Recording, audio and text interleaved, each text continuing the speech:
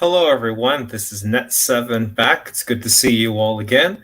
And for those of you who are just being introduced to me, I'm a conservative activist slash streamer, and it's a pleasure to have you on here watching this Pleasure to be episode. meeting you, sweetheart. Quite a pleasure. And for those of you returning, I'm obviously glad to have you back. Who wants some quality time with Daddy? And so, in today's episode, ladies and gentlemen, this is going to be another Neo Conversations. This time, we're going to be discussing what is called Enlightened Absolutism with a new person who has recently been introduced into the pro interventionist community, who has a lot of similarities and similar views with the neoconservative cause in terms of foreign policy and also in some domestic. And I'm happy to introduce to all of you our new, ally in the cause, Melkor. Melkor, how are you doing today? I'm doing good. Thanks for having me on this show. Hey, no problem. I'm really glad to have you on. I've been really excited to bring you on, Melkor, because we've had a lot of good conversations about foreign policy subjects, domestic policy, very good back and forth. And I'm really happy to have you on to, get some of your perspectives. So just real quick, do a little introduction, introduce yourself to the audience, what about who you are, what you believe in, and also just kind of a brief summary of what enlightened absolutism is. Okay. Essentially, enlightened absolutism is basically an absolute monarchy that follows enlightenment values and principles. A good example of an enlightened absolutist monarch would be Napoleon, with how he overthrew the various European monarchs and replaced them with republics, much like how the United States does with its regime changes. Okay, that's very interesting. Tell us a little bit about how you got introduced into enlightened absolutism. Was it a certain speaker? Was it some articles that you read, several books? Tell us how you came onto that sort of path. Well, I guess reading some of the works of George Orwell and Mencius Moldbug shaped my views on monarchy. I feel like democracy ultimately leads to dictatorships and oligarchy. And I think that the best way to maintain long term stability is to have a monarchy. Okay, well, that's quite interesting. There's certainly a lot of different perspectives on what form of government is correct. I mean, certainly here in America, we have a republic. In the UK, they have a constitutional monarchy. Certain areas, have certain different, systems of government. Uh, so, so you said that, reading some of the works of George Orwell convinced you on what you had of enlightened monarchy. Do you have any real world examples of historically, besides Napoleon? Actually, you already mentioned Napoleon. Why do you consider Napoleon one of your sort of like a good example of what a enlightened absolutism, or the absolute what your philosophy? I mean, I think he's a good example considering how big of an influence he was in Europe and Western civilization in general. Okay, that's fair. He certainly did a lot of incredible things. He essentially, rose up from, very small standings, to essentially become emperor of France, and to, at one point, the dominant power within Europe. Certainly changed the face of Europe forever. The republic, the certainly the system of what we would call a republic, those ideas of certain measures eventually influence certain European politics, uh, and certainly an enlightened, certain absolute monarchies uh, have shown themselves to be better than the alternatives. I mean, we certainly we look at what Master Chief just said right there. In Iran and Persia, for example, we have the Shah, and some might call that an example of enlightened absolutism. The Shah was modernizing Iran, bringing Iran forward into the modern era. People wearing Western clothing, Western ideas, Western style universities, and all that got torn asunder by the communists and by the Islamists who cooperated together to bring down the Shah. And then in the aftermath, when the Islamists turned on the communists and took over, and we saw, that reason that Iran has so many problems today, liberate Persia, is that because of the rejection of what you had there, which was, an enlightened monarchy for a backwards thinking ideology. And so I would consider that another a good example of enlightened absolutism.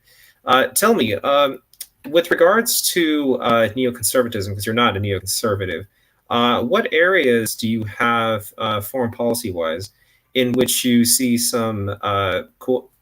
a kindred spirit, if you will, or do you have similar views or agreements on when it comes to neoconservative foreign policy? Well, I mean, we live in the most peaceful time in history because of US foreign intervention. And considering for most of history, totalitarianism was the norm. I think that maintaining freedom and democracy across the world is important. I mean, not intervening is basically the same thing as helping the winning side. Like, one of my Yeah, main influences was George Orwell. I'm sorry for cutting out for a bit, but one of my influences was George Orwell, and he was an interventionist. Okay, he wanted Britain to go to war with Nazi Germany. Um, Let me pull up the quote he had about Nazi Germany. I mean, about intervention.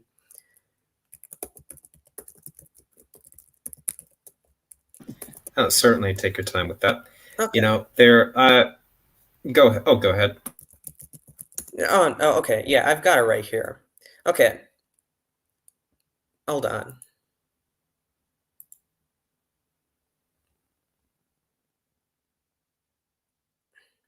Okay, in For those of you, oh, sorry, before go ahead. World War II, there was like a lot of pacifist sentiment in Britain, and there were like a lot of people wanting to make peace with the Nazis.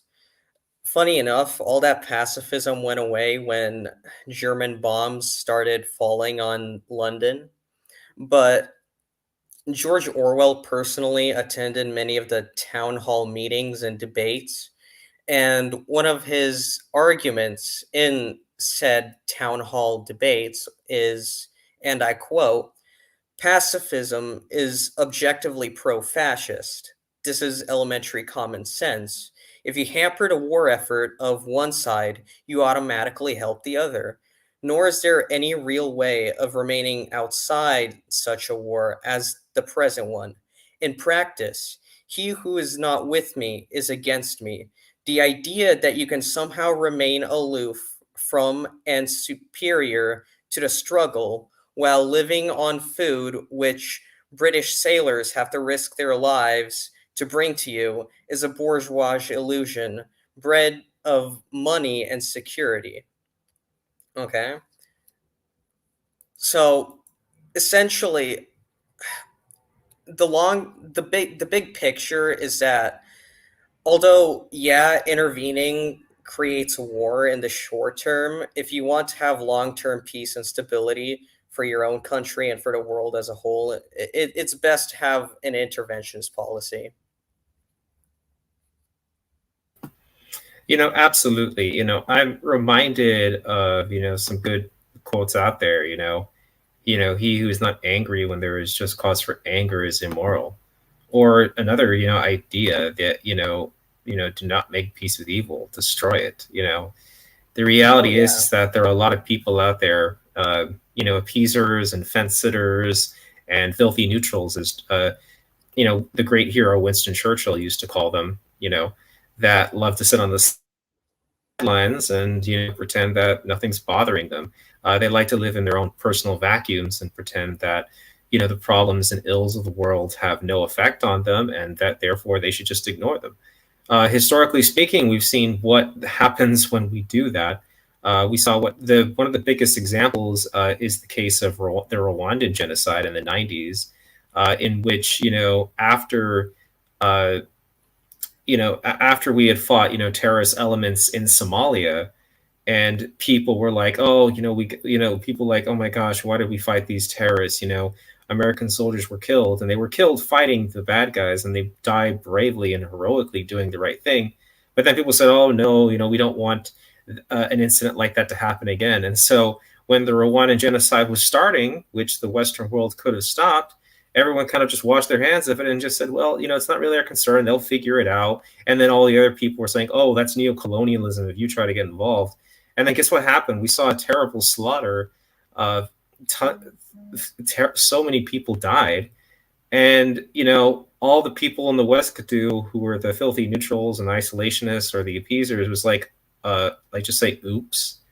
And then and not just that too, even in the modern era, where you do the right thing and where we fight against, tyrants and mass murderers like Saddam Hussein, in which they say, oh, Saddam Hussein wasn't really that bad and we shouldn't have done anything, and all this blowback nonsense. I just constantly we hear this false narrative of that these foreign affairs are not America's concern, they're not the West's concern, and we should just not involve ourselves. And the reality is that by sitting on the fence and by quote unquote being neutral, all you are doing is what you just said right there, enabling the bad actors to do what they want. Because the only thing that bad actors respect is strength. The only thing they back down to is strength. And when the strong, America, NATO, the West, sit on their hands and do nothing, these people take advantage. And so I completely understand what you're saying right there, that, so-called, neutrality is essentially objectively, being, for the others, for the bad guys, because you're doing nothing to stop them. I use the example of, like, seeing your people like down the street from you. Okay, you're like, you see this guy, who's beating on his wife, and you just say, oh well, I'm sorry that's happening, but it's not my concern. No, it is your concern. And the problem is that people just don't pay attention to that. So there are some similarities with what you enlightened absolutism and neoconservatism in some degree, in which an enlightened monarch understands, and one of the examples that I think might be very close would be Cyrus the Great, the great original liberator, who said, who said, wherever you go, be a liberator wherever you can, and he essentially freed numerous different peoples across the Middle East. He freed people from the Neo-Babylonians and the Syrians. He also, conquered modern day Egypt, but liberated the people from the despotic rule of the pharaohs and from all those. And again, those people were not nice people. There was essentially the Egyptian pharaohs was essentially like, if you think about it, an ancient, North Korea. Oh yeah. And so, when I think about, enlightened absolutism and neoconservatism, there are some similarities, because, an enlightened monarch, or an enlightened, leader, enlightened strongman, whatever you want to call it, whether it's Cyrus the Great or like Napoleon, goes out and liberates and frees people from, real tyrants and real bad guys. What they're doing is essentially they are spreading the neoconservative cause, which is to essentially see the world set free in our lifetime. And I think that those people should, like Cyrus the Great, should be admired for that. What do you think? I don't know if you know much about Cyrus the Great, King of Persia. Uh, do you see any, similarities, or do you admire him for, what he did in his time? Oh yeah, I do admire him. I mean, I didn't read up on him a whole lot, but I do know the basic gist. Like, Persia was one of the first civilizations to create human rights. Yes, that is true. They literally essentially created what the first, written code of what you would call, what set the foundation for human rights, and that was done by Cyrus the Great. Cyrus the Great is essentially one of those, and that's why I have him in my background, as one of those famous great liberators because of what he did. I mean, he set free a lot of different peoples from terrible, rulers and tyrants and stuff. And the Persian Empire is extremely unique in that it's not an empire historically based off of, you know, extremely despotic, authoritarian rule. It's an empire actually built off of people willingly becoming a part of this nation state because of the great benefits and the freedoms that they enjoyed. Remember, the Persians were a minority in their own empire. They were about 10 to 15% of the population of the Persian Empire. It composed of Bactrians, Egyptians, Greeks, Babylonians, Assyrians, Jews, and all these people essentially were part of this empire and wanted to be a part of it because essentially, Cyrus the Great and his descendants said, look, as long as you pay your taxes and as long as you're loyal to the state, you can practice your religion, you can be free. We're not going to put the heavy hand of of authoritarian rule. You can, and so I see him essentially in that light of neoconservatism, which is essentially freeing people. And he also fits too in that sort of, enlightened absolutism. An enlightened monarch who does not rule like the tyrants, of whatever it be the pharaohs, or whether it be like the Chinese emperors and stuff like that, who are famously despotic. You know, he rules in a sense as an enlightened leader and a humanitarian. And that's one of the things about, I think, neoconservatism and enlightened absolutism that go hand in hand. An enlightened, absolute leader, says that I'm not in my position just so I can rule over others and make money and just be hunky dory and get what I want. An enlightened absolute monarch or leader understands that I'm in this position to help others and I'm in this position for a reason, and I should not lord my power over others. I should use it to set free people. And that's what neoconservatism believes, is that America is the dominant superpower and we have a responsibility to see the world set free in our lifetime. Yeah, I agree with you. But I gotta ask you, how do you feel about democracy? Because democracy is ultimately the reason why I choose enlightened absolutism over neoconservatism. Well, there is a mixed history and a mixed bag with democracy. Democracy can be good and it can also be bad. Democracy, remember, is kind of like it could be mob rule, and you have to be very careful with anything of mob rule. That's why we're not a democracy. America is a republic. America is a constitutional republic because we understand that there need to be checks and balances. We can't have mob rule. We have people who elect. We have the people who elect representatives to represent them on a federal level and on a state level, and senators and stuff like that, in different who have different time frames, for their elections. And we have the different branches of government. We have the executive, the legislative, the judicial, and they're both all supposed to be checks and balances with regards to each other. And also the electoral college is another example of that. I think that democracy is a nice idea. It doesn't mean necessarily that it's always a good thing. For example, the Greeks, the Athenians had democracy, but Was it really democracy? No, it was a democracy in which the men voted and the women didn't get to vote. It was just they essentially voted that only the men should vote, and they also said, oh, and only uh, and we should have slavery too as well, and also oh that if you're not really a Southern Greek, you're not really Greek at all, and all these different other ideas. In fact, if you really think about Persia versus the Greek city states, Persia is actually the good guy compared to the Greeks, the so-called democratic, Athenians. I mean, in Persia, you didn't have slavery; the Greeks had it. In Persia, you had a somewhat pretty egalitarian idea of men and women being, pretty close to being equal, although not perfect, was still a man's world, but pretty close compared to Athens, in which a woman couldn't vote. Women couldn't even really go outside except for funerals and stuff like that. They couldn't go to plays, they couldn't act or do anything. And, and they had slavery too. Persia didn't.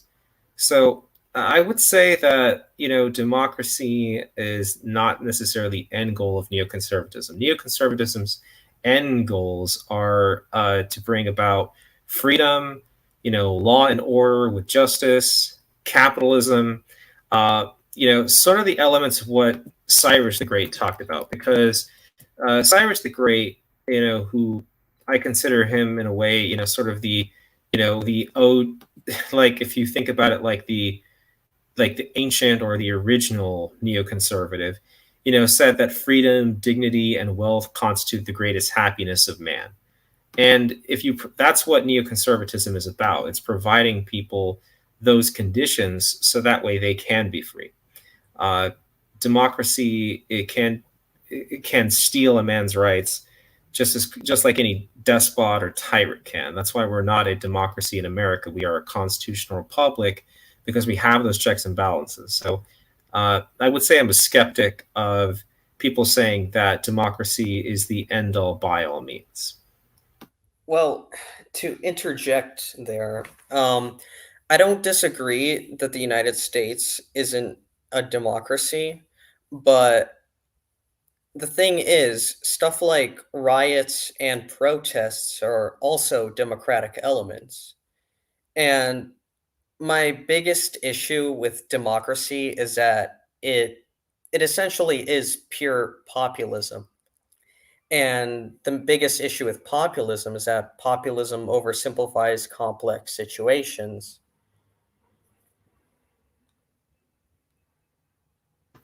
Like, Well, populism can be a good thing or a bad thing. It really depends upon how you're using that populism. I mean, I would have no problem with neoconservative populism coming up. I mean, that would be great if we could have that, in my opinion.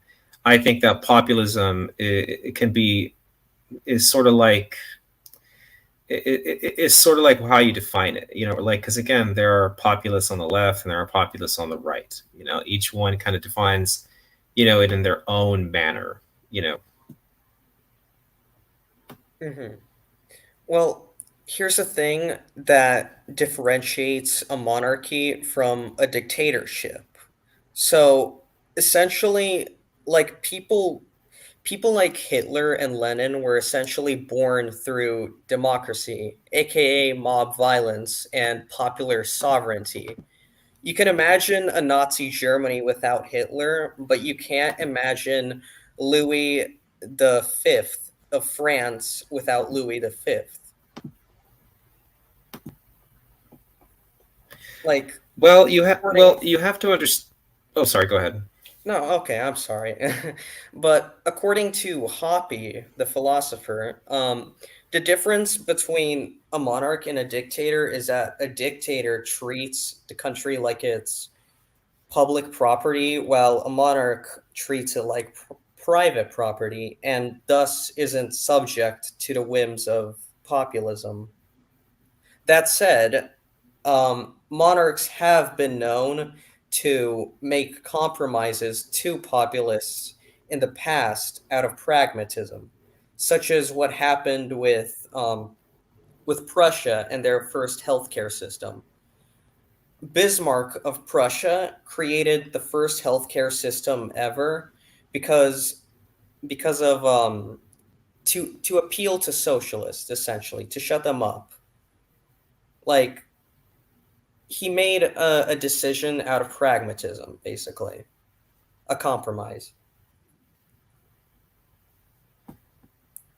Well, I've always been worried about certain making certain compromises and stuff like that because I think that when we look at neoconservatism in the 2000s in particular, neoconservatives tended to make, under the Bush administration, a lot of compromises with Democrats and stuff like that on domestic policy, at least, because uh, George W. Bush, I've been reading his book actually recently, uh, Decision Points, and it's a pretty good read.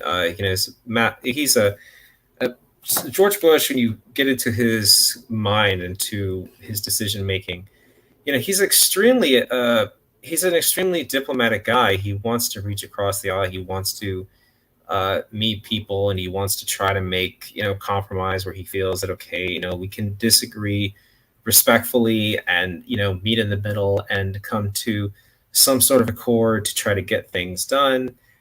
The problem is, though, is that historically speaking, that just doesn't work out very well because even though George W. Bush, tried to, work with Democrats on certain domestic measures, and I mean, he even said in his last stated address, when he was talking with the press about, the financial crisis that came about at the end of his administration, he even said, I put aside some of my free, my free market, principles, based off of recommendations from other people and stuff like that. And the problem is that your opponents take that and use that to their advantage. The Democrats just will not give you any credit for meeting in the middle with them.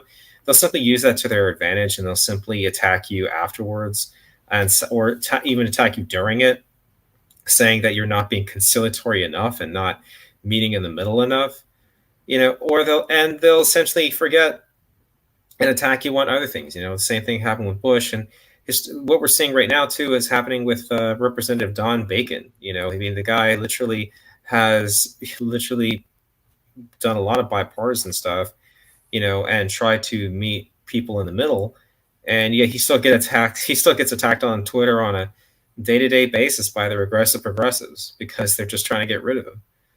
So I don't think that meeting in the middle is always a good thing historically. I don't know much about the Prussian leaders, although I do know a little bit about the Prussian system and that it was very militaristic and uh, essentially did unite all the different warring German states into one unified German state.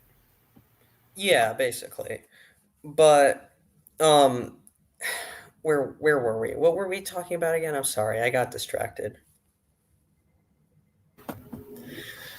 No, it's fine. So let's kind of go on then from that. So let's talk about some issues in which neoconservatives and yourself and enlightened Oh, absolutists would have some agreement on.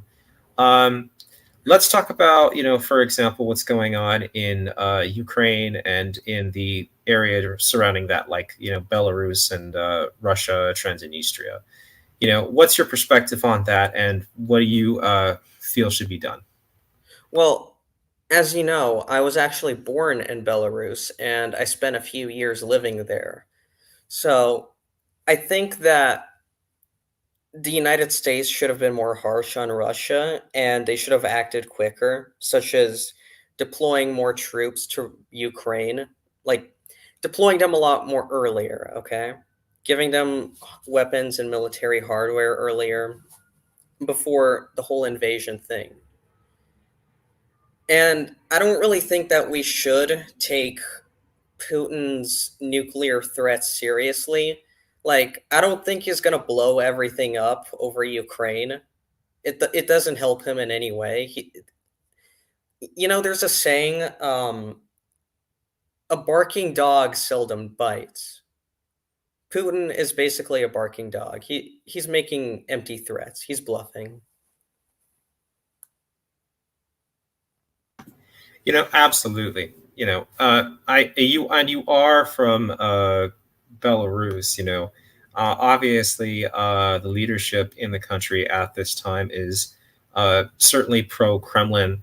They haven't necessarily participated in the invasion of Ukraine itself, but they certainly are assisting the Kremlin in other ways, and the Kremlin is certainly trying to pressure them to get directly involved. And they did allow, the Kremlin to use their territory to for the troops to essentially attack Kiev, which failed.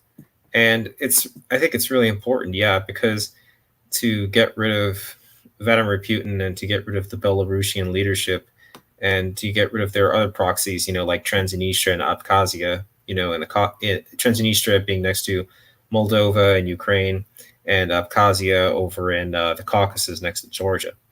Let's also talk about Afghanistan. I've got the flag, right back over there too. Um, what needs to be done over there? What's your perspective on that? Well, you see, I don't think Trump was a bad leader, but there was a Pentagon report that I read that says that the fall of Afghanistan was rooted in the Trump administration. So, like, the peace deal Trump signed with the Taliban essentially, like, Trump essentially put all his trust in the Taliban that they would fulfill all the agreements in the peace deal, and the only agreement they fulfilled is the ceasefire agreement. And even then, like, they had a lot of trouble like fulfilling it. I think that essentially Trump started the issue and Biden accelerated it and made it way worse, and then tried to pass it off as a heroic gesture. Yeah, I disagree with former President Trump's decision to talk with the Taliban. I think that though there's at least a caveat there that Trump said, publicly that if the Taliban broke the Doha agreement, that all bets were off, and that he would send in the Air Force to drive the Taliban back into their holes from which they came. This is something different that the Biden administration did not do.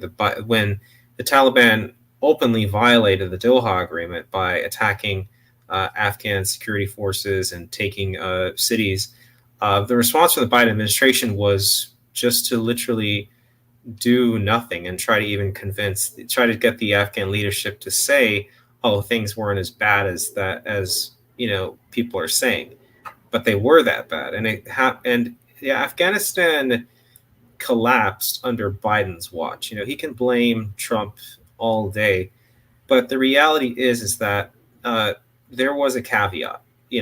That if the Taliban broke the agreement, the United States Air Force would go in and bomb them. And Trump is not the kind of man or person to be backstabbed on a deal. He's the kind of person that if you backstab him, he will make you pay. And he would have done that had the Taliban had he won re-election, which he didn't. And of course, though we saw with Biden, which he did absolutely nothing. And so, yeah, it is his responsibility, and it's up to us and a future neoconservative administration, to avenge people like Riley McCullum and all the other servicemen, who died, essentially in vain because of what the Biden administration did. And we have to go back and finish the job, because the reality is that as the Taliban grow in strength and regain strength, what they are doing is essentially creating not just a humanitarian crisis, but they are creating the ability for terrorist groups like Al Qaeda to come back. I don't really care that Zawahiri is dead, because even though Zawahiri is dead, and I'm glad that he's dead, and I'm glad that he's in hell, the reality is that there are still plenty of other Al Qaeda people who have been welcomed back into Afghanistan. And with the Al Qaeda leadership gone, Osama bin Laden, Zawahiri, I think that what's going to happen to ACAP in Afghanistan now is that they're going to get lost. There's no real leadership that they used to have, and so what they're going to do now is they're going to merge with the Taliban, and that's going to make the Taliban more dangerous, more deadly, and increase their goals, their aspirations because the Taliban have been a regional group. They wanted to take Central Asia and make an Islamic caliphate, in Central Asia. And with ACAP members, Al Qaeda members, now who are going to be joining with the Taliban, that's going to increase their international and global ambitions. And that's why we have to go back, and that's why I think that we America really missed out on this, and this comes to enlightened absolutism. We should have reestablished the monarchy back when we liberated Afghanistan the first time. What do you think about that? Oh, I would. Here's the thing. Um, I'm not saying this out of any sort of ideological bias, but I think that in the Iraq War, like when they overthrew Saddam Hussein, I think that they should have replaced it with a constitutional monarchy because monarchies tend to do better in Islamic countries. And I think that's the case with Afghanistan too. Like I don't think a democracy would do very well in Afghanistan. Well, I think the reality is that when you're trying to take people from a barbaric system like what they had under the Taliban and what they had under the Ba'athis, that I don't think you can't just take the baby out of the bathwater and just throw them out. It takes time for the people who have lived under these totalitarian, despotic regimes, whether they're Islamist or Baathist, to eventually uh, come out of those and to be able to, function in a similar system to what we have here in America or to a republic. And so you are right. In some certain cases, constitutional monarchies can help people in these regions make the transition, from these evil Islamist or Baathist, despotic, tyrannical systems, and transition them over to something better. I mean, no one's going to argue. I mean, no one's going to argue, for example, that the Islamist government, for example, in Iran, was preferable to the Shah. Everyone prefers the Shah, over the Ayatollahs. Oh yeah, definitely. It's like the case with Vietnam. Like here's the thing, although the leadership, the government, the South Vietnamese government was pretty awful. South Vietnam was by all means better than North Vietnam. Like yeah, there were issues with the government, but I would sure as hell rather live in a capitalist republic in the South rather than a communist dictatorship run by Ho Chi Minh. Oh yeah, absolutely. And the thing about the Vietnamese diaspora, here in the United States at least, they don't fly the flag of Vietnam as it is currently flown. They don't. They fly the flag of South Vietnam. The old, yellow and other flag, colored flag. They don't. There's still a sizable chunk of the Vietnamese diaspora that want to see the communist regime in Vietnam fall. I They still have aspirations of seeing, Vietnam liberated from what it is today, because people talk about, because again, Vietnam today is still technically a communist state. It's still a one party state. Yeah, they've implemented some capitalist reforms, but does that mean that they're free? No, it doesn't mean that. But there's a lot, and the reality is, though, is that you are right. People always say, oh, this system's bad, and then it gets replaced by either a communist dictatorship or by an Islamist dictatorship, and guess what happens? People realize, holy mackerel, we actually had it much better in the prior system than we have it in these new systems. Yeah, that I think that's the case with populism generally. Like I said, populism oversimplifies complex situations. So, like for example, the Leninist Marxist revolutionaries in Russia, they were definitely doing a lot better under the Tsar, all things considered. But essentially, what the communist revolution was just aristocrats overthrowing other aristocrats and seizing more power for themselves. Because, there's actually a trend. More often than not, revolutionaries tend to be wealthy aristocrats and not like impoverished proletarians. Like, look at every single communist revolutionary. Every single one of them was upper class, well educated, and all that.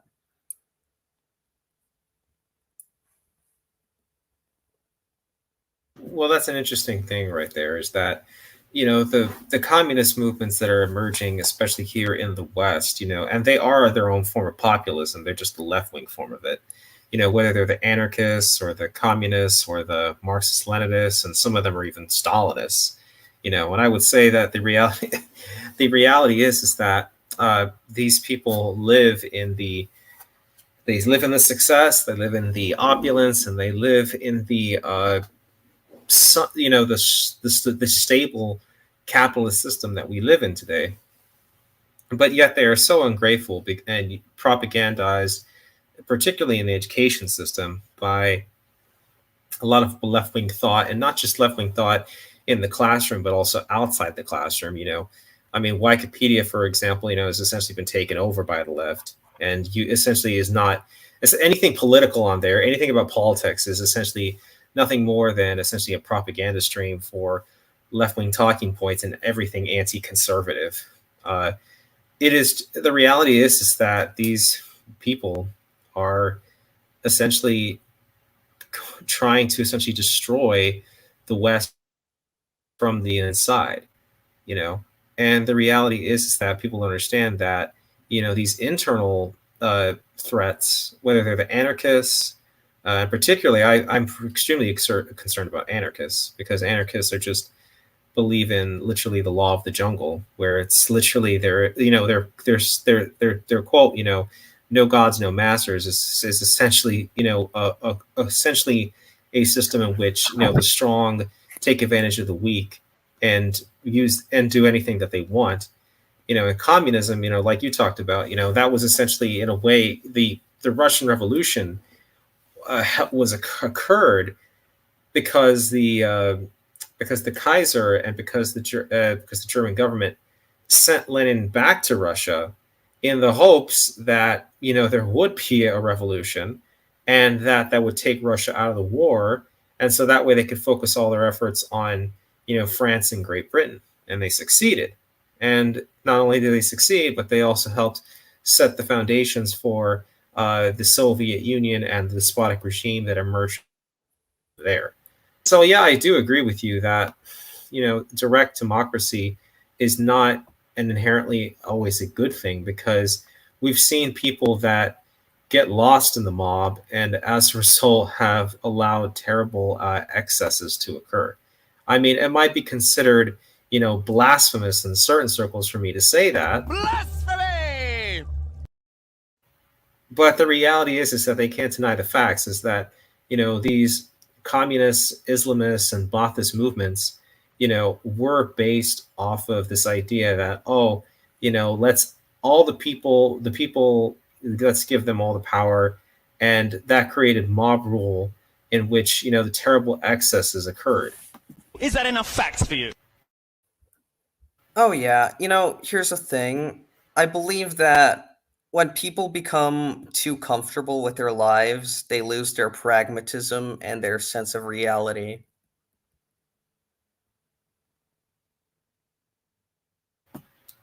I mean, yeah, I mean that's very true. I mean, some people might get angry at that, but the reality is, though, is that uh, we're at the end of the day, we're seeing you see that what did communism do?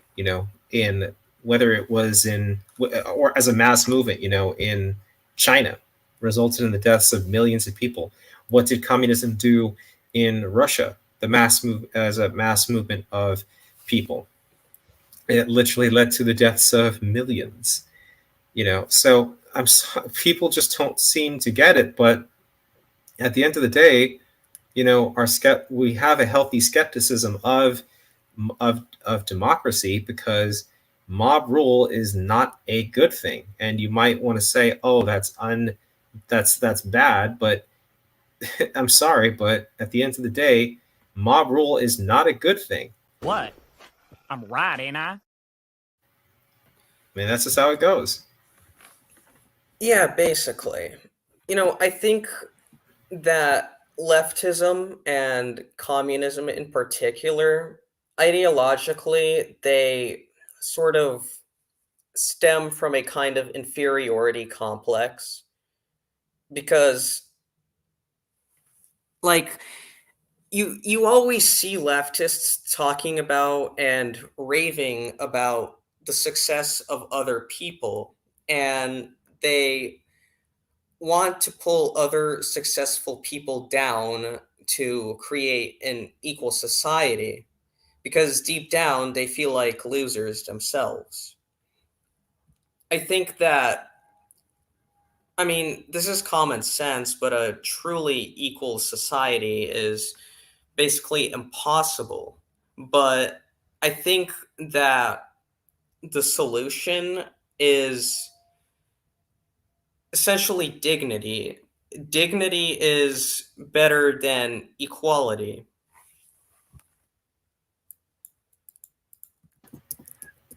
Yeah, because if we look at it like this, people have equal rights under law. That's a big thing about neoconservatism. It's law and order with justice, which essentially means there is law, which creates order, and that these laws should be just, meaning that everyone is accountable to law, and that these laws are fair and just. But the reality is, though, is that you cannot have order and you cannot have a stable system without law, and you cannot have it without and law, because law creates order. And without law and order, there can be no such thing as justice.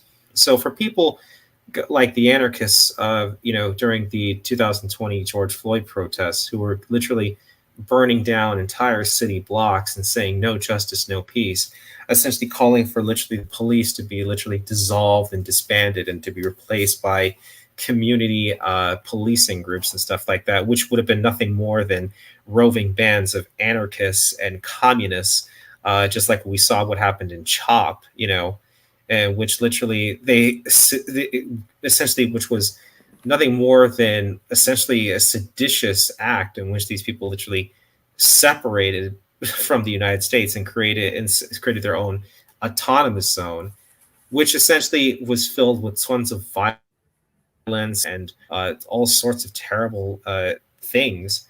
And this is the situation in which you see what these people want to create. What the anarchists and the communists want to destroy law and order and justice, and watch the system burn and replace it with their own tyranny. It's not about. So this is the thing about what you talked about right there, is that you can give people three things, which Cyrus the Great talked about, which was you can give people freedom, you can give them dignity, and you can give them the opportunity to gain wealth. And these are all important. These are what make a functioning society. And this is what helps create law and order with justice. You take away these things and you have nothing but chaos. And this is what communists and anarchists and left-wingers love.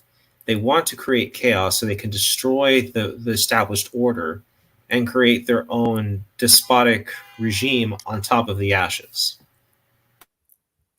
And this brings up what I said about dignity.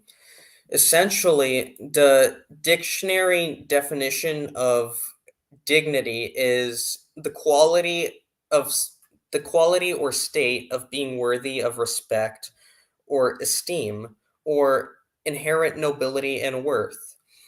Essentially, showing other people dignity is where the weak try to aspire to be like the strong, and the strong help the needy, essentially. Now, like, I don't think that a perfect society is possible where everyone helps each other out, but people have shown each other dignity from time and time again, and I think that do you know what the meaning of slave morality is? No, I don't. Slave morality. Okay, let me pull up the definition for you. There are two kinds of moral systems, okay? Slave morality, slave morality is the inverse of master morality, such as it's characterized by pessimism and cynicism, where you where you don't where you don't aim to become better or stronger, but rather you aim to subvert the strengths of other people and to burn it down. So essentially, slave morality is what drives the modern left, and the modern left is essentially driven by envy. And the difference between envy and jealousy is that with jealousy, you simply want to have something that someone else has, while envy is where you're willing to burn down what the person has so that nobody else can have it, including yourself. So, envy is said to be the worst of all sins because it has no redeeming qualities.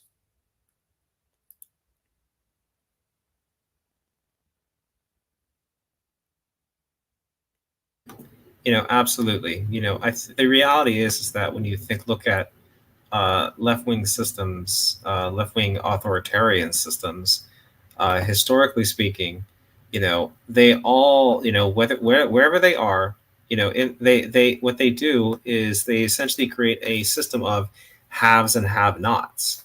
They talk about, so-called helping the masses, but the reality is that when have you ever seen that happen? You know, in Mao's case, he was the top, and so were the party members, and you had millions of people starve to death. In Soviet Russia, you had Stalin at the top and his cronies at the top, and you had millions of Ukrainians starve to death, or like at least hundreds of thousands. In the Holodomor genocide. And then you see whether it's in Venezuela right now too, in which the communists have power over there, and you literally see tons of people trying to get out of the country, and people who are still there, literally, world of haves and have-nots, because these left-wing systems are based, yes, off of this jealousy that, oh well, I don't have necessarily the prosperity of others. And so therefore I'm going to take it and take it for myself. And when they say, oh, we're going to share it, well, that's not really what happens. They never do that. They share it amongst themselves and among their friends, just kind of like, Puke Piker right here. He's all, he literally, is a self-declared communist, and he's extremely wealthy, buys a freaking multi-million-dollar home in Los Angeles, buys a extremely expensive car. I don't see him taking his money and donating it to the poor and the needy and redistributing it, because this is how communist and left-wing systems work. These left-wing populist movements are not systems based off of helping people. They're just simply ideologies that are simply about burning the established order and replacing it with their brand of a despotic dictatorship. And this is why they try to subvert and influence the democratic institutions, because once they get in power, once they win the election, there aren't any, and once they win dominant force, there's not any other elections. Okay. Nicaragua is a great example of that. Nicaragua is essentially a state in which the left-wing parties took over. They essentially imprisoned their political opponents, other journalists, and people on the right. and they essentially have rigged and fraudulent elections, and it's because they literally took over the system. And this is what happens with, you know, this is why democracy, we have to be, I'm very skeptical of it. That's why I believe in a republic with checks and balances. I don't believe in direct democracy, because the reality is we've seen far too often, what you described earlier, these communist left wing movements subvert democracy in order to instill their despotic dictatorship. And also, we've seen that too historically with Islamist groups. I mean, Islamist groups have done that as well. I mean, they tried that in Libya, and thank God they failed. There was actually a second civil war because the Islamists wanted to take over, and the people who said, no, we didn't get rid of Gaddafi just to be replaced with an Islamist dictatorship, and that's why they had a second civil war. And also too, with other strongman types, who tried to take over as well. And it's the same thing with what we see over in Lebanon, in which you have Hezbollah and all these different Iranian Ayatollah-sponsored groups literally destroying the nation of Lebanon, using the democratic process to do so. And so we have to have a healthy skepticism of democracy. This is why we have to promote, a republic, or what you might call, enlightened absolutism, because these systems are better set up to protect the rights and liberties of people. They're better set up to protect economic prosperity, freedom, the rule of law, law and order with justice, compared to these democratic systems, which are very often subverted by people with nefarious aims and goals. Well, it's as you said about Hassan Piker. I think that a lot of these people, they they tend to believe that they have the moral high ground, okay? And the reason why that is because the driving cultural force of today is essentially leftist slave morality. Basically, basically the only thing we prioritize anymore morally is to aid the weak and needy and to create equality. And I do think that helping people in need is a good thing, but essentially that is the only focus of leftism, and they want to create pure equality. Now, I don't think that standard conservatism will fix the issue. I think that ultimately the culture in the West needs to be changed to the culture of the West needs to be changed from leftism and Marxism to liberty and freedom. Because if you look at the universities, they're basically infested by Marxists, and the universities are the driving cultural forces of today's world, much like how the Catholic Church was the driving cultural force and the cultural institution of medieval Europe.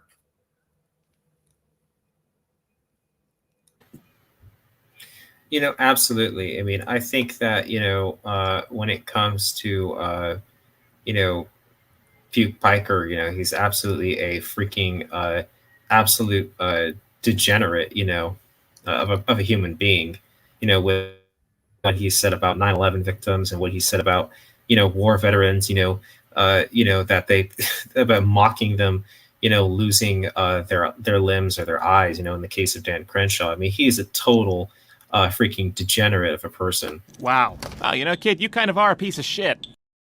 Yeah, I mean, that just accurately describes him right there, and I agree with your perspective too, on that. What you had to add about other things is that you're right. The Marxists, Leninists are infiltrating the education system. I mean, all those hippies from the '60s, they didn't just go away. They went and they got internships, or they got into government, or they eventually essentially got into the universities and infected the education systems. I mean, I go to GCU right now, and I'm actually surprised that even elements of woke ideology are even infecting a so-called Christian university like Grand Canyon University. I mean, I was doing some introduction to social media courses, and our professor was literally giving woke ideology lectures on, diversity and inclusion, and essentially like, okay, yeah, you want to have diversity is cool, but diversity is not a moral thing in and of itself, And she even said, the professor said this, and I found this really shocking, for a professor at a Christian university to say this. She said, and I quote, "We need less old white men in, these industries." And I'm just like, one, what's wrong with old people? Don't they have wisdom and knowledge and experience? Two, what's wrong with white people? Like, that's like that. Imagine if I said we don't need like old black people. That would be, how that would be racism. But yet it's okay then to send reverse that and say, oh, we don't need these old white people. And I'm like, this is a Christian university, and I've got literally this professor making all these woke talking points, and essentially she was defending deplatforming and defending, getting rid of people and all sorts of stuff, and like talking about, like all these woke stuff. And it's like, oh my gosh, this is supposedly a Christian university, and yet you've even got the woke people literally trying to infect their ideology even into here. And it's like, oh my, it's like, geez Louise. Like leftists, they tend to hate anything that has an image of being strong, good, and successful. Like, they hate white males, like white straight males. They hate Western civilization. They hate America, and they accuse it of being warlike, imperialistic, sexist, ethnocentric, even though basically it brought egalitarianism and liberal and even leftist views. Leftist views came from Western civilization, the views that they follow, yet they rag on it. Essentially, words like self-confidence, self-reliance, initiative, enterprise, and optimism play very little role in leftist vocabulary. They basically want society to provide for them because they basically want society to provide for them and to take care of them instead of solving their own issues using their own individual strength and merit. Because, deep down, they feel like losers, essentially. They have an inferiority complex.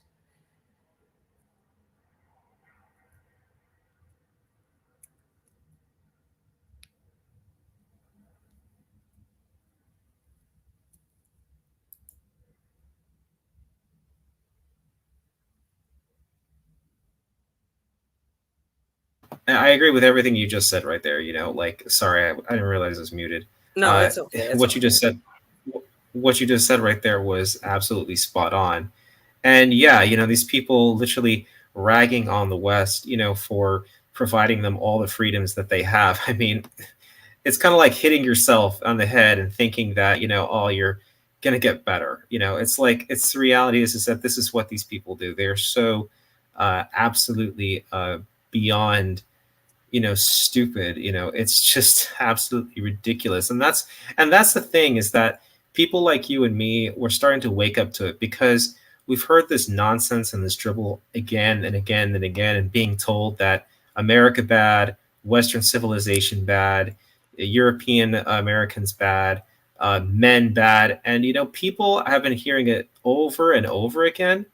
And the reality is that people are just saying, you know what, there's nothing wrong with America. America is actually is good. There's nothing wrong with the West. The West is actually pretty good. There's nothing wrong with a traditional family. That's actually a good thing. There's nothing wrong with, European Americans. Okay, we contribute just like other people do. And so that's why people are kind of just waking up to this crap and just rejecting it, this woke ideology. That's why there's such pushback now, because people are saying that, you know what, I'm not the problem, and I refuse, and I'm not going to have you browbeat me and try to shut me up and silence me and say that my opinion doesn't matter. You see, sweetheart, no one's buying what you're selling anymore. Yeah, basically. That's the thing. For the longest time, like for most of my life, I was actually a communist Marxist, because of what my parents taught me. My dad is actually like he's pretty mentally ill, and he's like a he's pretty far left. Um, my father is staunchly anti-West and anti-America, and he went as far as to move to Belarus and get married there because he didn't want to have an American as a son. Well, later he converted to Islam and moved to Muslim countries, and I had to live with him there. But anyway, that's besides the point. I think that I think that when people shove ideological narratives in your face, it it it has a backfire effect, basically. Like people can be naturally rebellious and going against what's taught to them. Because like, look, in school, I was constantly taught racism is bad, equality, etc., gender equality. I mean, all those are fine and dandy. Well, it's all we care about anymore at this point. Those are the driving ideological forces of our modern world. Now, as I said before about changing the culture of Western civilization, I think that ultimately the best thing for us would be to get rid of aspects of liberalism. I mean, aspects of democracy, and get rid of the universities and institutions to have them stop affecting our culture. Now, one of the things I propose is a theocracy, and I have an argument for a theocracy. Essentially, the modern, the feminism, for example, a lot of people consider feminism to be a religion because feminism fits the dictionary definition of a religion. Well, what is morality and what are ideologies? In a materialist, atheist point of view, morals are essentially nothing more than social constructs, and anyone who follows morality is essentially superstitious. They're following superstitious beliefs. Keep in mind, that's the materialist philosophical point of view. Well, I think that ultimately we need to have an institution that upholds those values of freedom and liberty. And I think the best way to do it is to uphold them through spirituality. Now, I don't think we should punish people for not believing in God or whatever, but what I'm getting at is essentially that ideologies and even views like morality aren't much different to religion because you do believe in an abstract concept and you follow it.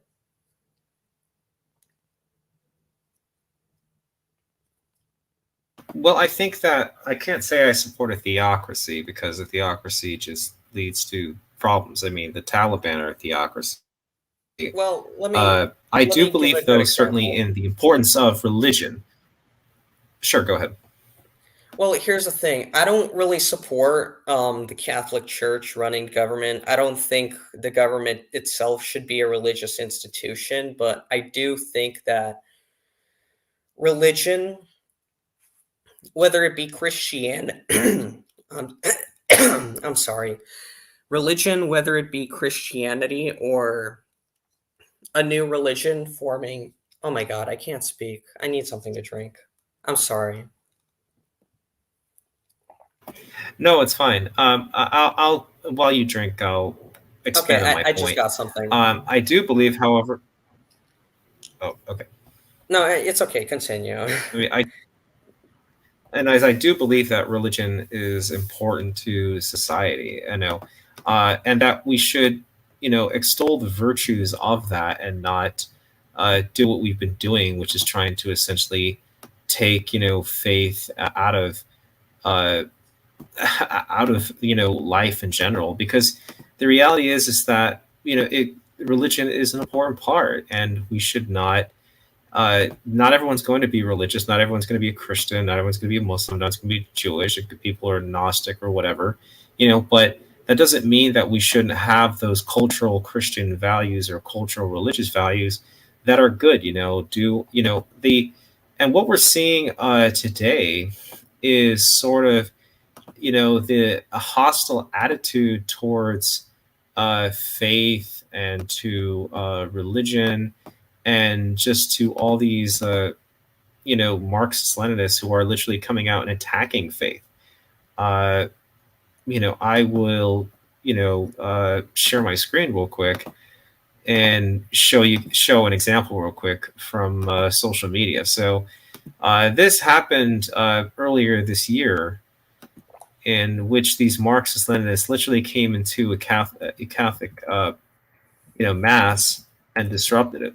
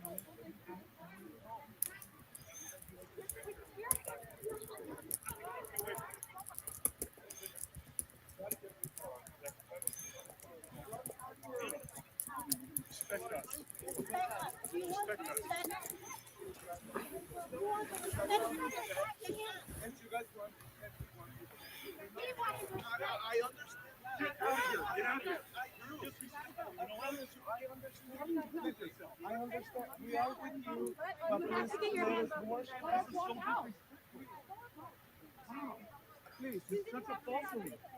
You even practice Christian thinking around that.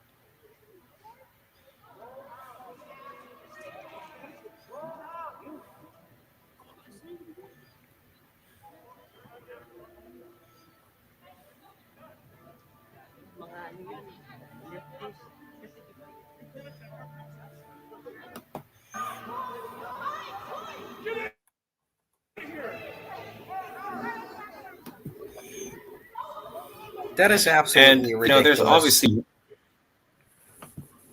like that sort of stuff shouldn't there's happen. That shouldn't be happening. well, that's one of the more tame versions. I mean, there's literally people who've been spray painting on churches. If abortion isn't safe, you aren't safe. This is some scary stuff to consider. Like, and not just on churches. It's been on on pregnancy centers, which are set up to try and help mothers who don't know how to who are in a situation which they have a child and they don't have the ability to take care of them, to try to prevent them from having an abortion, but at the same time setting them with the resources to take care of that child. Literally going up and smashing their windows, attacking their buildings, and literally writing and saying that if abortion isn't safe, you aren't either. I mean, that is kind of scary because these people actually have real violent intent. I mean, the reality is that these people are not. These people are not. These people are dangerous. Let's just make that point fundamentally clear. Yeah, I mean, the basically. reality is that, I mean, and this is why you have to be careful again with what you talk about, which is mob rule, because it's people like this, like so-called defenders of democracy, who don't believe in democracy, or they believe in essentially their brand of of a left-wing dictatorship and despotism, and what they do is essentially they use democracy to get themselves into power, so that way they can destroy it, and that way they can create, their authoritarian system. And this is Yeah. why neoconser and this is why we need neoconservatism, and this is why we need, uh, you know, what you called, enlightened absolutism in some cases, because those are bulwarks to defend people. Those are bulwarks to defend law and order with justice. They're bulwarks to defend capitalism. They're bulwarks to defend freedom. They're bulwarks to defend the people from these evil individuals and systems who have nefarious goals, whether they be communists, Marxist Leninists, anarchists, or Islamists, or Baathists, or whatever you want, whatever. Well, yeah, basically. And you see, I don't think we should have a constitution for this reason. Now, hear me out. I the United States has been violating its own constitution for a long time. Now, I'm not saying that's a bad thing, nor is it a criticism of the United States, but essentially, you can't change the world without getting your hands dirty. Like, sometimes you gotta break the rules or even bend them to get things done. And for this reason, I do support suppressing democratic elements. And by democratic elements, I mean things such as left wing populism. I do think that Hassan Piker shouldn't be streaming, or he shouldn't be spouting his views. I agree with you on that perspective too. I mean, he's so big about, deplatforming people, and it would be nice to essentially do a reverse Uno card on him and get him deplatformed. The reality is that, um, I think that, yes, I do believe in a constitution. I disagree with you. I do believe in constitutional liberties. Uh, and I do believe that a constitution is extremely important, because that, but I do understand something that's different from what the freedom of speech absolutists talk about, which is that we should even tolerate people that are literally spewing treason or sedition, or stuff like that. I mean, we have laws that stop fighting words. For example, you are not allowed to say to someone, I'm going to, kill you, or something like that. That's a fighting word. You can actually get arrested for saying stuff that to someone. In the same context, people like, who spew treason, you know, like Kremlin Kyle, for example, who is a freaking moron. Guess what? Everybody pisses, everybody shits. Get over it.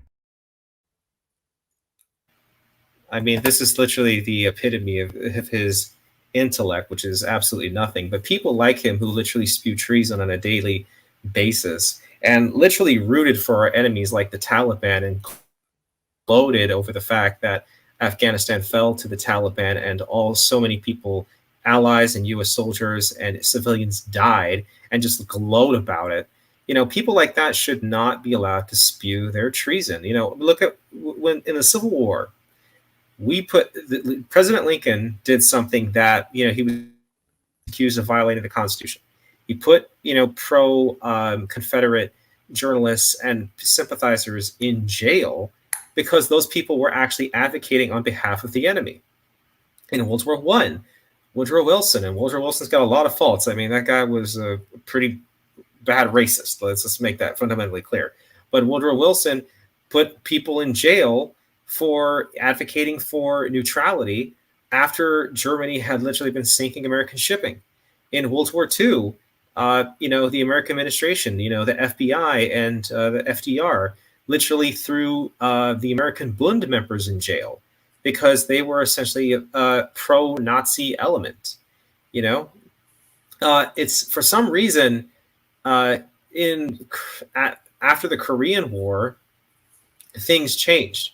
We then said in Vietnam, oh yeah, let all these anti-American, pro-Soviet students, literally spout their treason and their sedition and attack U.S. servicemen and smear our servicemen and undermine the war effort.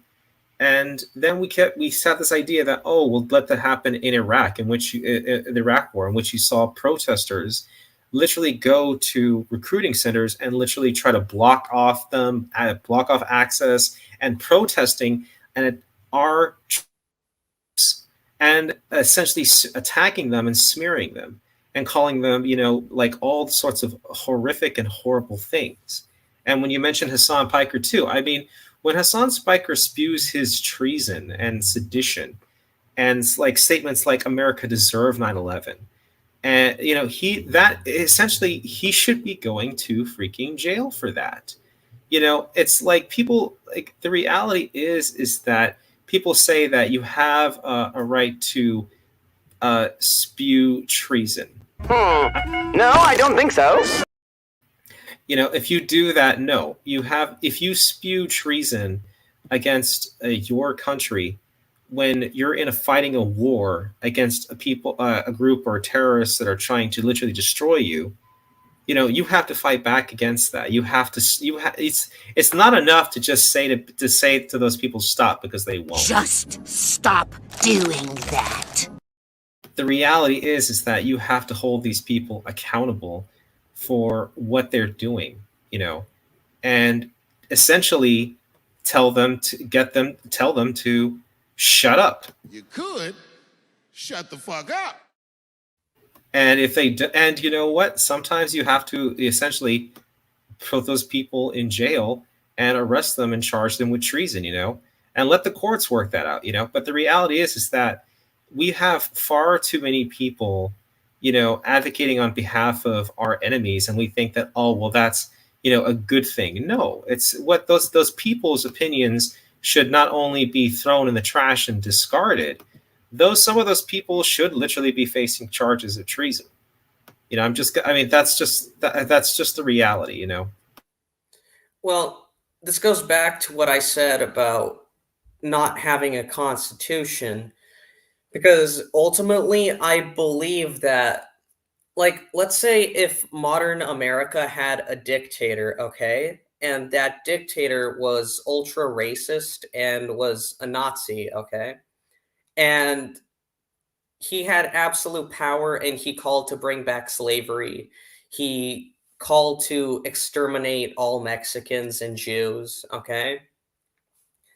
I don't think that person would be in power for very long because, as I said before, the driving cultural force of the modern day world is of equality. And I think that giving the people, the plebs, the means to voice their demands and to hold the people accountable, the people in power accountable, whether it be through gun rights or labor unions, I think that's important. And I think that the driving cultural force of the modern day world should be of liberty and equality so that every man can be as merry as he can be. Now, I advocated for a theocracy because, well, not a full theocracy, of course, but a partial one, because as I said, like, everyone who's ideological is borderline religious, even Marxists, except they worship the state and the government. Now, that's my biggest issue with atheism. Atheists, they don't believe in any god, yet they believe in abstract ideas like morality and ethics and even government. And when you lose God or religion as a whole, you basically, people turn to the government for salvation.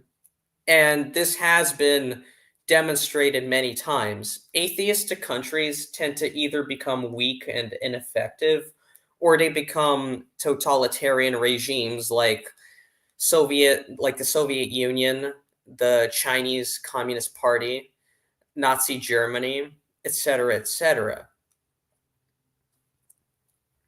And I believe that a constitution essentially gets in the way of getting things done. It gets in the way of pragmatism, because the reason why like an interventionist and that I support liberties is because I believe totalitarianism can essentially make humanity go extinct. Now, what I mean by this is that just look at North Korea. The people of North Korea, at this point, they've lost all their humanity. They've been reduced to cattle to serve the state.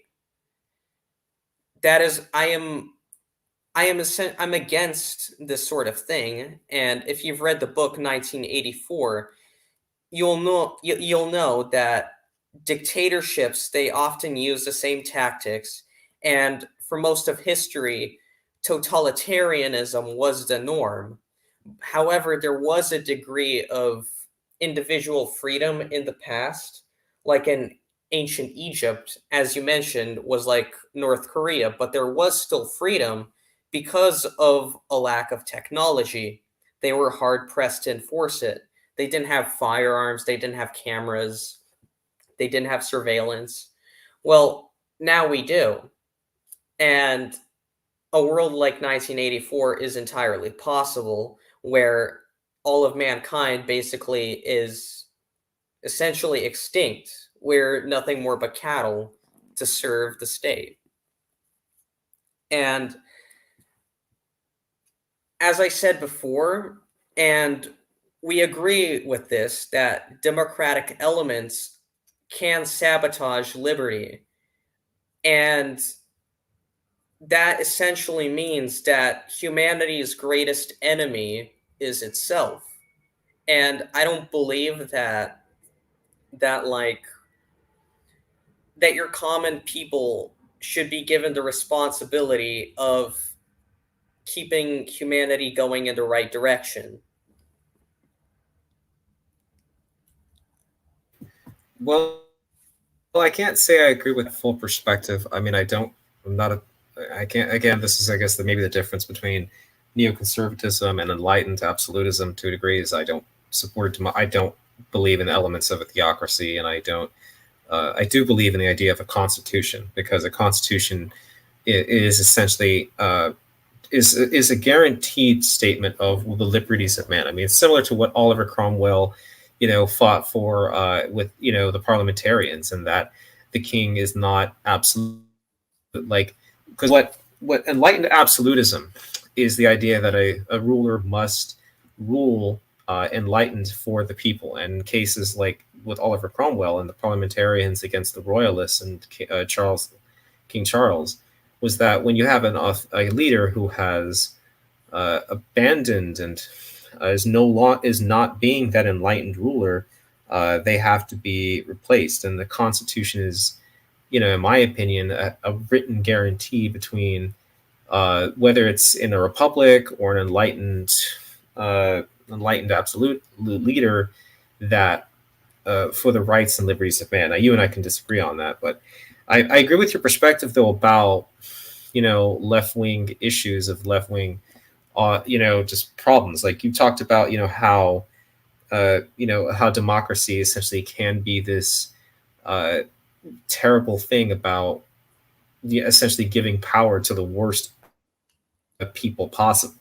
I mean, Jim Jones is a perfect example of that. People don't understand that Jim Jones wasn't just a religious cult leader; he was actually an avowed Marxist and Marxist-Leninist. Yeah, he was like an anarcho-communist or something.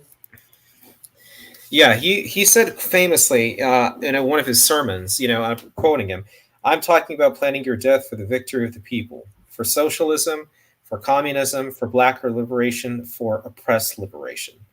I mean, this guy was a total flat-out Marxist. I mean, the reality is that people talk about, hey, don't drink the Kool-Aid. Well, you're drinking the communist Kool-Aid all the time, these people. But every time, and this is one of the weird things I can't understand about people who keep advocating on behalf of left-wing, communism or Marxist-Leninism or anarchism or any sort of leftist system. Because the reality is that they say, oh, well, they just don't get it right. every time they don't get it right, whether it's Mao or Stalin or Lenin or Ho Chi Minh or Pol Pot or Jim Jones, all the time, or Hugo Chavez, or whatever, all the time, this stuff happens, and people just ignore it to their peril. See, it's one of the. I mean, it's just unfortunate that people don't understand that yet. That the problem with democracy is that it is a mob rule mentality. This is why I'm not a Democrat. I believe in the republic. I believe in a republic because people have a voice. We elect representatives. We have courts that are supposed to be independent, and we have checks and balances. Democracy is simply mob rule, and when unfortunately, when you have mob rule, the people, the worst actors tend to take advantage of that and use it to essentially destroy democracy and then create their own brand of tyrannical author of dictatorship, whether it's the communists in the Soviet Union or whether it's Mao or whether it's or whether it's in Cuba, with the Castro, it again and again and again, it's just, it's what, and that's what we're seeing right now. Unfortunately, what's going on in Colombia right now, the communists there have won, and they're going to they're essentially trying to destroy all the vestiges of independence and, in the courts and in the democratic process. And that's why the election in Brazil is so important, because you have, Jair Bolsonaro, standing up against a communist and Lula. If those people win, all but who knows who everyone knows that the results will be awful for the people of Brazil. It'll go the way of Venezuela, it'll go the way of Nicaragua, and once again we will see more terrible things occur because people put far too much faith in democracy and not understanding that democracy is a flawed system. It is, and this is why I believe in a republic, and this is why you believe, in enlightened absolutism, because we understand the flaws in democracy and understand that those are not guarantors of our rights and our liberties, or of our prosperity, or of law and order. Okay, well, here's something that I think I described my views on theocracy a little bit bad, because here's what the thing about enlightened absolutism is. It believes in the Enlightenment, and the Enlightenment is against religious superstition, and it supports separation of church and state.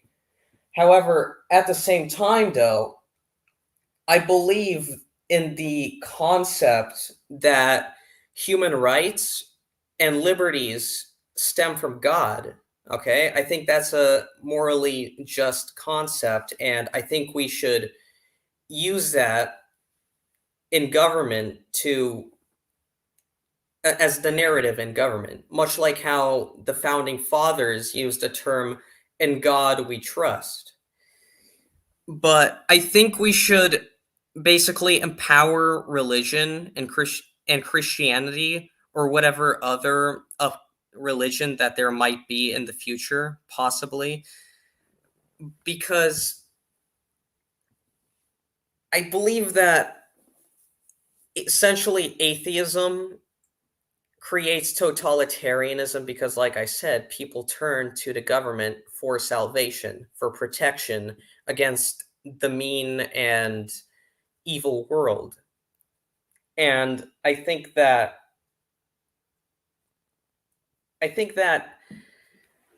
religion creates the foundation of a free and prosperous society. It's been the bedrock of our ideology since the Roman times. And here's the thing about the Middle Ages. The Middle Ages, like, although very flawed, they were the beginning of liberalism and Western civilization. Like, that is where our like a lot of our ideas stem from. And yeah, they stem from ancient Greece and Athens and all that. But It all really began in the Middle Ages because that's the foundation of our modern civilization.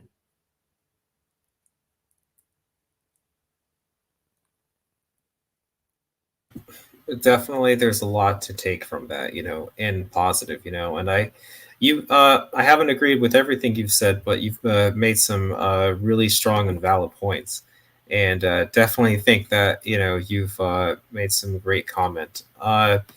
I think it's extremely important for us to understand that we that the West faces a lot of problems today, and I appreciate your perspective on enlightened absolutism, which I wasn't completely familiar with, but I do appreciate your expansion on it. You want to give me so we're going to get ready to close, so just give me a quick 2-minute closing statement. If you want, you can wrap it up earlier, and then we're going to start to close out. Okay, would you like me to tell you about my economic views too? Yeah, sure. Okay, basically, I support a mix of state capitalism and social capitalism. Social capitalism has nothing to do with socialism. However, it is essentially capitalism mixed with social democracy. It prioritizes labor unions and workers' rights, but also free enterprise and capitalism. The thing about state capitalism, though, is that it's a pretty broad term, but for example, a good example of state capitalism would be Prussia, maybe the mercantilist monarchies of Europe, China, and Singapore. Now, what they all have in common is they utilize state owned corporations a lot. But what I advocate for is to have state owned corporations compete with private corporations, as well as using state owned corporations for the benefit of our national security and geopolitical interests. Like, for example, big tech. Big tech essentially sells all of our data to China. Sorry, I ran out of breath. Big tech essentially sells all of our data to China, and they should be charged for treason for that. Like, that should be illegal. And I do think that the government should invest in certain industries or buy stocks in corporations. Well, that's quite interesting. I'm actually I have some mixed views on economics. I consider myself what you would call an internationalist, nationalist in that sense. I mean, I've also considered myself, a paleo neoconservative. I believe in the idea that we should do our manufacturing here. I mean, sending our manufacturing, over to China in the '90s was a huge mistake. I mean, this idea that somehow you could trade with your enemies and that would make them reform and want to be better, and that's just not true. The CCP hasn't done that. In fact, they've just gotten rich and used the resources to expand their power, to try to undermine us here in the West. I mean, they've infiltrated the military to try to get military technology. They've infiltrated tech companies to try and steal essentially the technology that we have and then make copycats of it. They've infiltrated the universities to steal different ideas or to infect them with pro CCP talking points and positions and stuff like that. They certainly and they've also done what's called an elite capture. Getting American politicians, particularly in California, to essentially be mouthpieces for the CCP or essentially assets to the CCP. The fact of the matter is that those people who sell their souls to the CCP are traitors. Oh yeah, they And should be charged for treason. Like, oh yeah. they should get the death penalty. And if it were up to me, they'd be worse off. Well, the death penalty is actually, you can be if you're convicted of treason, high treason, the death penalty is an eligible offense. I mean, look what happened with the Rosenbergs. I mean, they were selling secrets to the Soviet Union. They were duly convicted in court, and they were then sentenced to death. And a lot of people made a fuss about it, saying, "Oh, that they were innocent" or stuff like that. But guess what? As the facts came out years afterwards, then we found out actually they were guilty and they had committed high treason. And the reality is that high treason against the nation is essentially a death penalty eligible offense. I mean, it's not done because no one wants to do it, but the reality is that if you commit treason against the West and America, you should go to prison for it. It makes no sense that we should allow people to in our own nations, like the regressive progressive movement, to literally spew out their vile nonsense. The reality is we should just tell them to shut up, and stand up to them.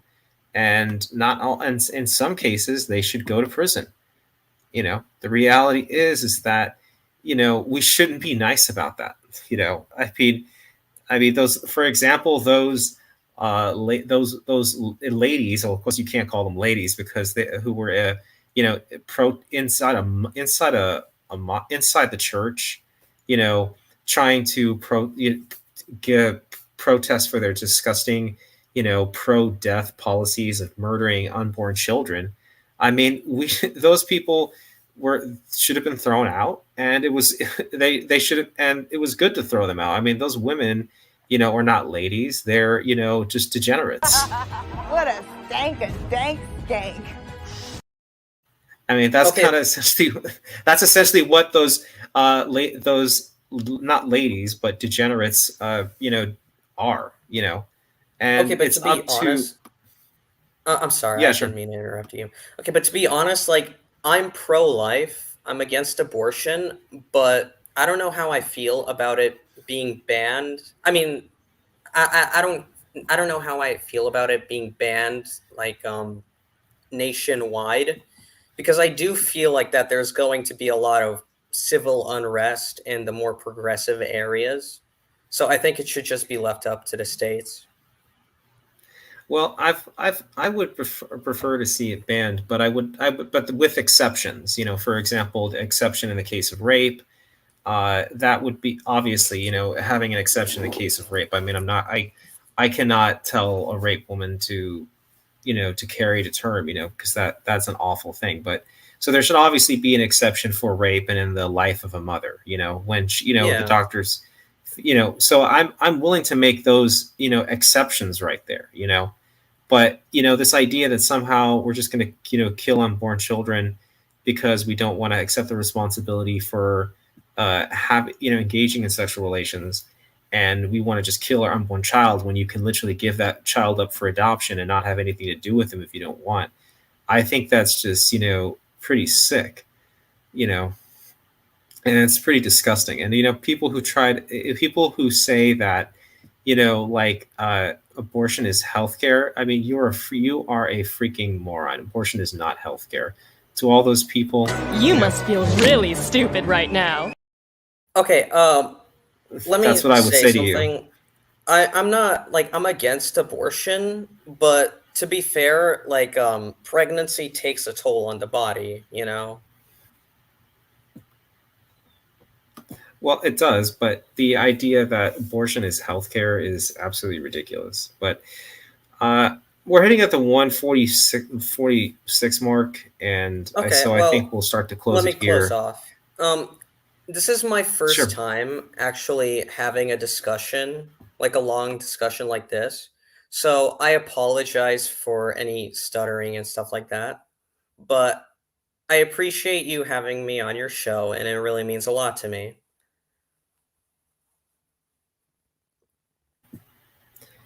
Yeah, no problem. I appreciate, you coming on and, getting your voice heard, May I speak now? That's important, that means a lot to me. No problem. it gives me great pleasure to hear the different perspectives and voices. And again, I'm really glad that you came on, Melkor. Uh, Again, to everyone too, if you please support me, please like, subscribe, and comment. You can support Neocon Action on Ko-fi. Definitely go check out my social media content, whether it's Goodreads or Twitch or Cash App, if you want to support me as well through there, other different means. Anyway, everyone, thanks for coming on. V for victory and Neocon Action.